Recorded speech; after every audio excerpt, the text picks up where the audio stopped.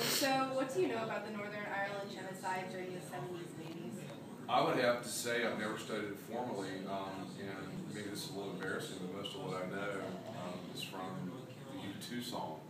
So, and I grew up during the 80s after that happened, when I guess to some degree, at least for that band, the wounds were still fresh, and so I got the sense it was a pretty powerful and transformative cultural event. But as to the specifics, I will have to say I don't know. Why do you think that many people are unaware of genocide?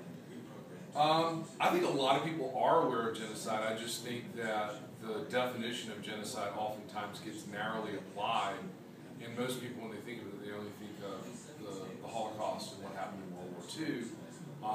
And there's a danger to that because they think of it as something that happened in the past, and of course it's something that's not happening currently. Even though genocides are not, a lot of them are not directly affecting the United States population, do you still think that the U.S. government should be involved in such genocides, such as preventing? Trying to prevent them from happening? Yeah, preventing them happening and stopping. I don't know that the United States should get involved in any international conflict unilaterally. And I think in the past when we've done that, we've gotten into some trouble. It's been a little problematic. But if there's something happening, I guess, on one of our borders, I think we might have more of a vested interest in it, in the sense that it might directly impact Americans. I think we're better as a nation and as a world when we act in cooperation either with the UN or with NATO. When we see atrocities like that happening, we come together, pass a resolution, and don't get involved just as an individual country. And lastly, why do you think that the United States is so reluctant to help out with genocides, whether it is the Northern Ireland genocide or even in East Germany during the Holocaust?